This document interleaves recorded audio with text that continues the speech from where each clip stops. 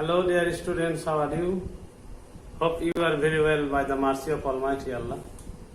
However, I am ill to some extent, yet I have come again to take some classes on new topic, completing sentences. So dear students, I think this class will be very much helpful for the students of SSC and ASSC candidates. So now let us start our today's class. We see here on the board, we see our first topic begins with conditional sentences. At first we have to know what is conditional sentences. If any sentence begins with the word if, try to remember please, try to listen to me very carefully. If any sentence begins with the word if, and we know that the Bengali meaning of if is jodi, and it denotes or indicates uncertain state. So for this reason, if any sentence begins with the word if, it is called conditional sentences. So here we see at first zero conditional, okay, zero conditional. Then we have to know the structure of zero conditional. If plus present indefinite plus present indefinite. If any sentence begins with the word if and it becomes universal truth or scientific truth or any imperative sentence, then the second sentence must be present indefinite. The sentence begins with the word if, past present indefinite, and the second sentence must be present indefinite. Okay, now let us see the example. If you hit ice, it melts. Okay, this is the universal truth sentence, I think. If you hit ice, naturally if you hit ice, it melts. Okay. So if you find this type of sentence beginning with the word if, and if it becomes universal truth or scientific truth, then the second sentence must be present indefinite. Okay. Dear students, now let us come to the number B. Okay. This is first conditional. Okay.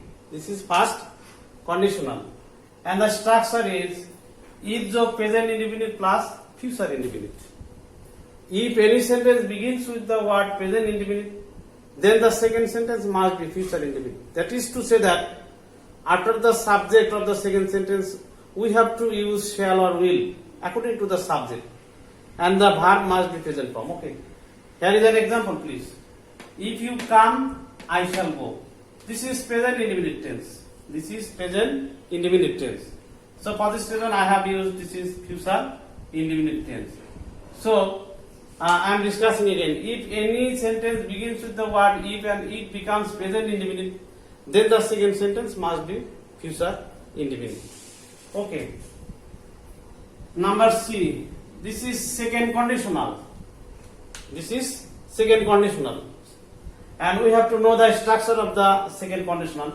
If job past indefinite plus subject plus would might verb 1. Okay, please see the structure.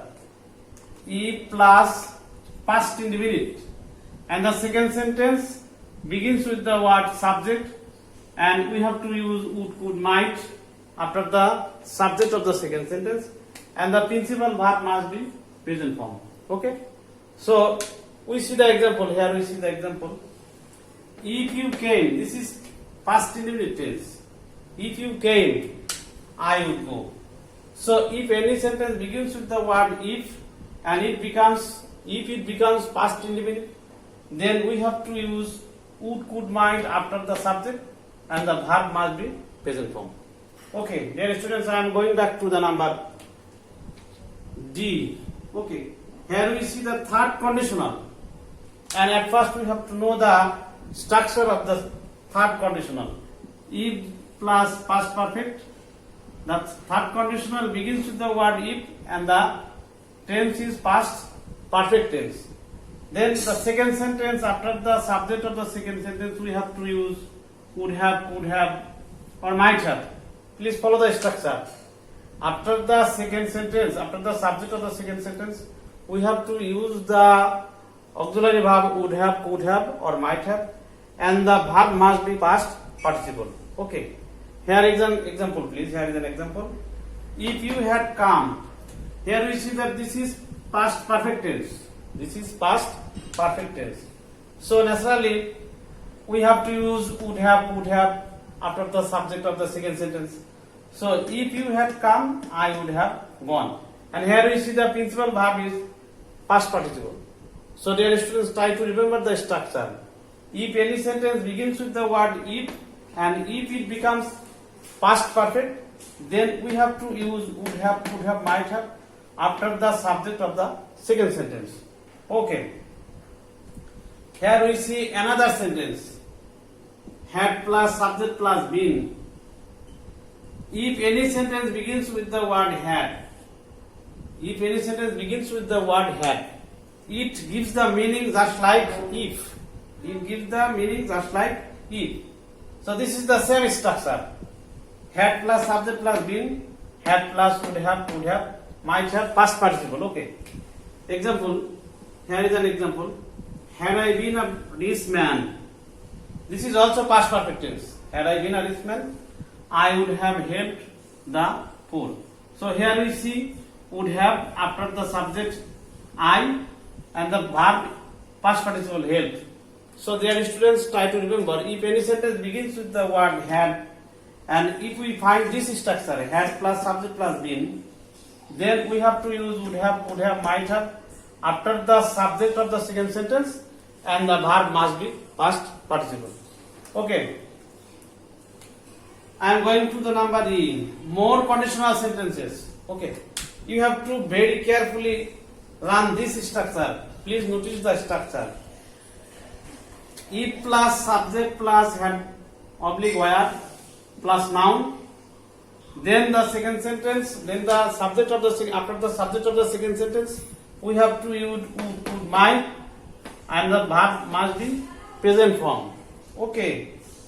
If I were a bird, this is past indefinite tense.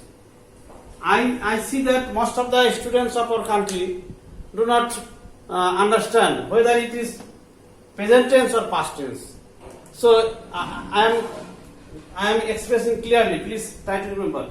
If we find only one auxiliary verb, that is were, after the subject, if we find was or were, only was or, there will be no verb in this sentence, then we have to remember that this is past indefinite tense. This is past indefinite tense. So after the subject of the second sentence, we have to use would, could, might, and the verb must be present form. Okay. Here is an example, another example. If we find only one word had, only one verb had, and if there is no past participle after the word had, then this sentence must be past indefinite tense. Naturally, the students of our country think that this is past perfect tense, but they are wrong. If we do not find any past participle after the word had, that sentence would not be, that sentence will not be past perfect tense. That sentence must be past indefinite tense. So if we find past participle after the word had, that sentence will be past perfect tense. But if we find only one word had and there is no verb after the word had, that sentence must be past indefinite tense. Okay? Then accordingly we have to use would, could, might after the subject of the second sentence, and the principal verb must be present form. So dear students, please try to understand these two rules. This is very important for you, I think. Okay. Another example, another rule. If plus subject plus had been. Okay, this is past perfect tense. If plus subject plus had been plus noun, then we have to use would have, or might have after the subject of the second sentence, and the verb must be past participle. Okay. Here is an example, please. If I had been a poet, I would have written a poem. Okay. This is past perfect tense, and accordingly we have to use would have, might have after the subject of the second sentence, and the verb must be past participle. So dear students, these are the rules I have discussed today. In my next class, you will see another more rules, and thank you very much just for the day. Assalamu alaikum.